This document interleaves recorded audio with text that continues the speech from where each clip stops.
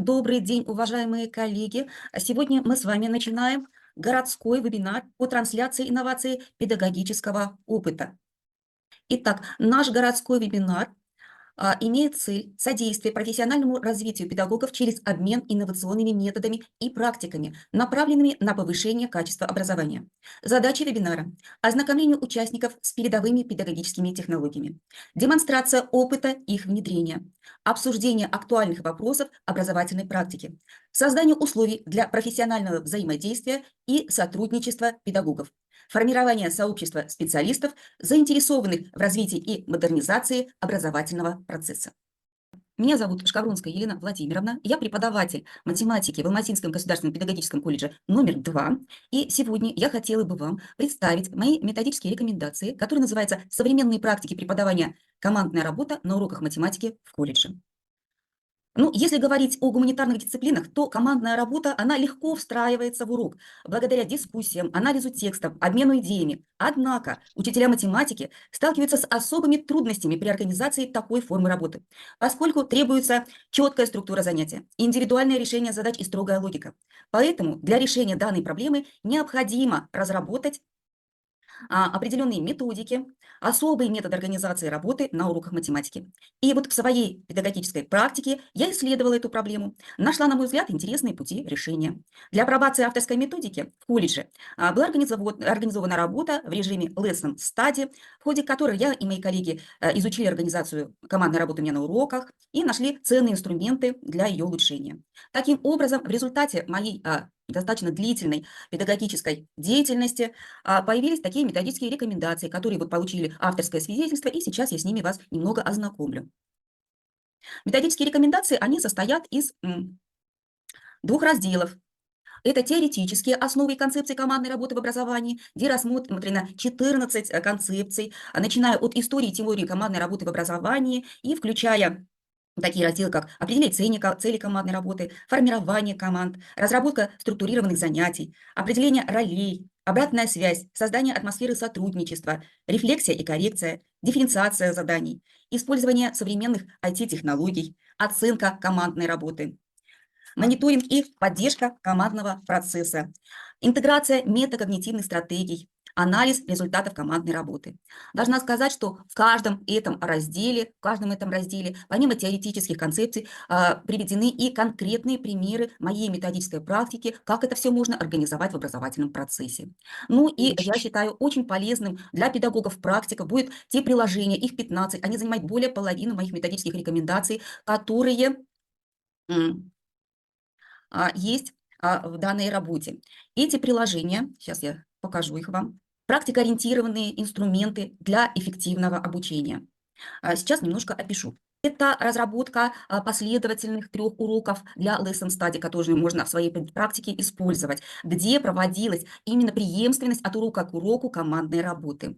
Далее это пример организации командной работы с использованием метода проектов. Вот недавно мы были на международной стажировке, и мне тоже было очень интересно узнать, как там метод проектов. Я этот метод проектов давно использую. Здесь приведены в приложении прям конкретная разработка, занятия, как это все делается на практике.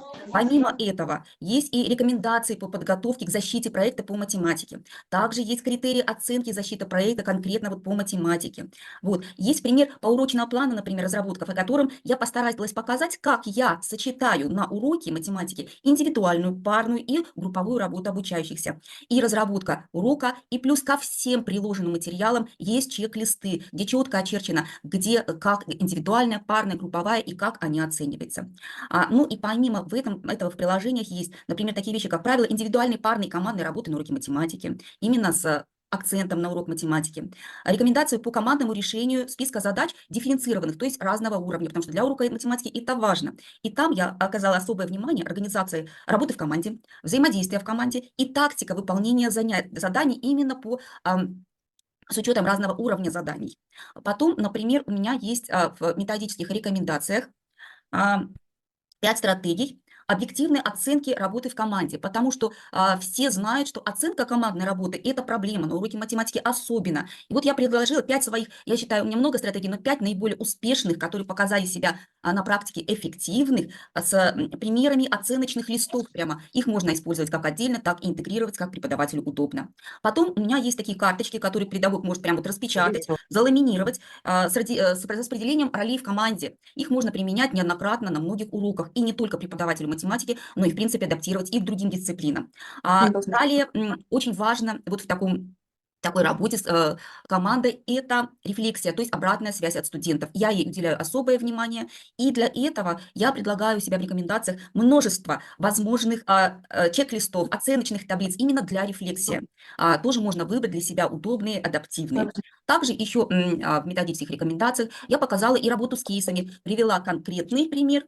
И вот такие рекомендации могут использовать, в заключение скажу, не только учителя математики, но адаптировать к своим дисциплинам, к своим колледжам любые преподаватели любых дисциплин. И я надеюсь, что те инструменты, которые я предложила на своей практике, будут удобны и для других коллег. На этом все. Спасибо за внимание. Следующий выступающий – это Мустапаева Гульшат Толешевна. Пожалуйста, вы можете включить свою презентацию. Гульшат Толешевна.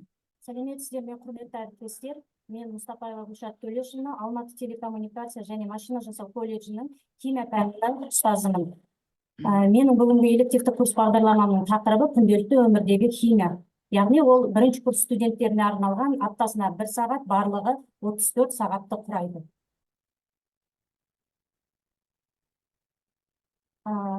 Элективті курс бағдарламасы жалпы қалалық білім берудегі жаңа технологиялардың ғылыми әдістемелік орталығынан 2025 жылдың 21 ақпанындағы сараптамалық кеңесінің шешімі бойынша осы күнделікті өмірдегі химия тақырыбындағы әдістемелік нұсқаулық құрастырушы автор екендігі расталған түрде куәлігі берілді.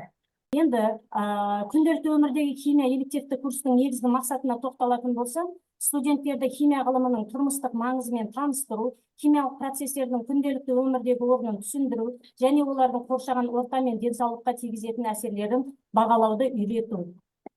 Бағдарламаның міндеттері, негізгі міндеттері студенттерге химия ғылымының күнделікті өмірдегі қолданылуын түсіндіру, химиялық заттар мен процестердің адам денсаулығына, қоршаған ортаға әсерін зерттеу, химияның әртүрлі тұрмыстық аспектілерін зерделеу, яғни соның ішінде тағам, тұрмыстық химия, экология, денсаулыққа байланысты.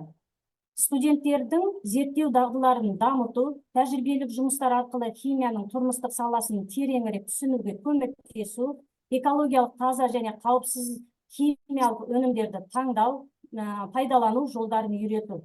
Тұрмыстық химияның мәселелері бойынша қорытындылар мен ұсыныстар жасау. Бағдарламаның өзектілігі қазіргі заманда химия ғылымы тек зертханалық немесе ғылыми ортада ғана емес, күнделікті өмірде де үлкен рөл атқаратынын өздеріңіз жақсы білесіздер. Біз тұтынатын азық-түлік тұрмыстық химия, экология мәселелері және тағы басқа химиялық процестермен тығыз байланысты. Сондықтан студенттердің химия ғылымына деген қызығушылығын арттыру және оны өмірде қолдану дағдыларын дамыту өте маңызды. Әсіресе экологиялық таза өнімдерді пайдалану, қауіпсіздік тұрмыстық химиялық заттарды таңдау біздің қоғам үшін өзекті мәселелердің бірі. Жалпы жұмыстың ғылыми әдістемелік деңгейіне тоқталатын болсақ, бұл бағдарламада жаңашылдыққа негізделген, ол оқушылардың, яғни білім алушылардың күнделікті өмірде химияны қолдауға ынталандыру арқылы оқыту әдістері мен құралдарын жаңартып, жаңа білім беру парадигмасымен сәйкес келеді.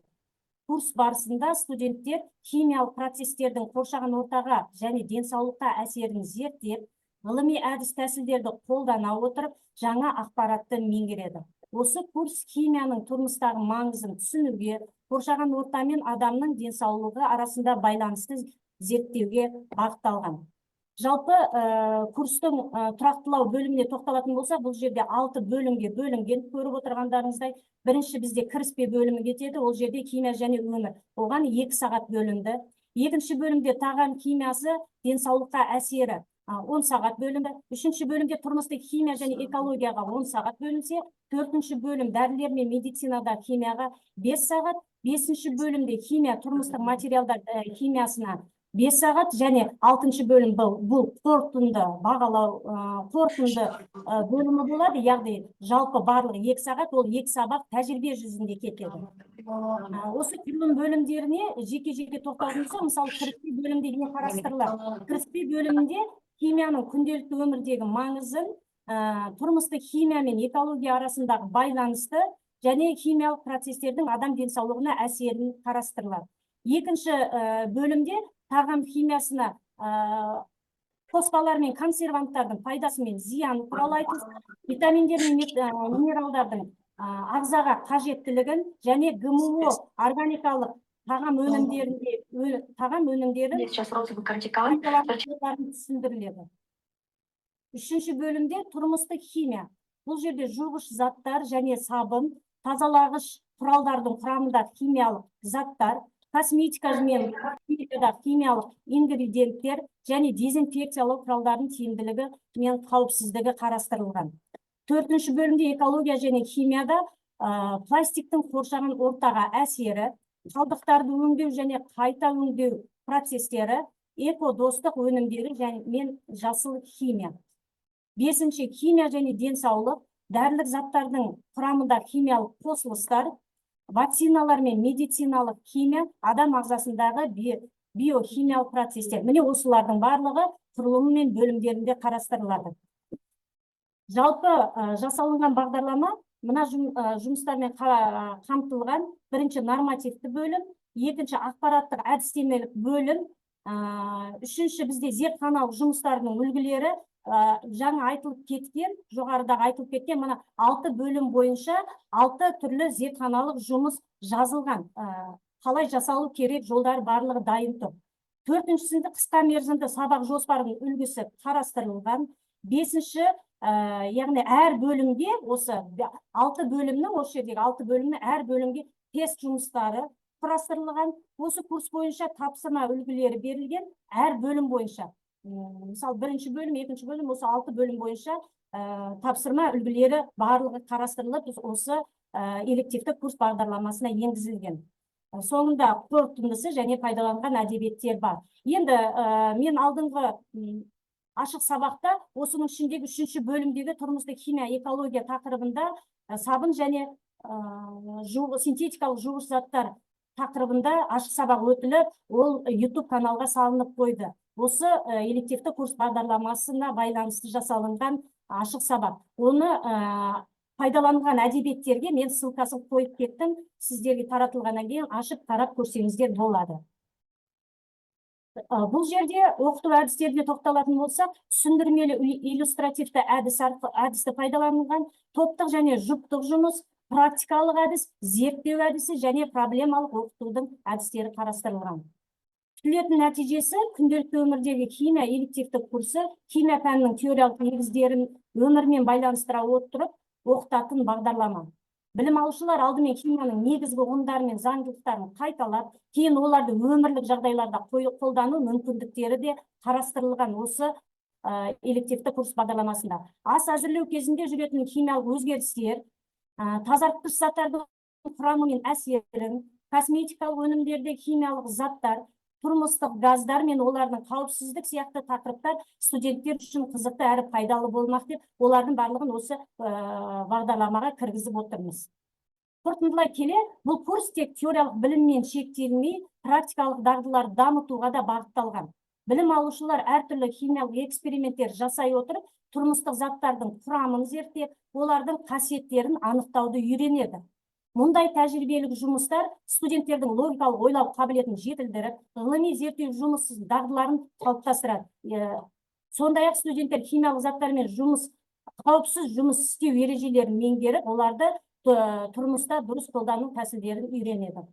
Курс соңында білім алушылар химияны тек зертханада емес, күнделікті өмірде де маңызды рөл атқаратынын түсініп, оны тұрмыста тиімді қолдануын меңгереді. Яғни өздері де қолдағы бар заттарменен осы химиялық тәжірибені жүргізуге болатындығы туралы осы курс бағдарламада қарастырылған.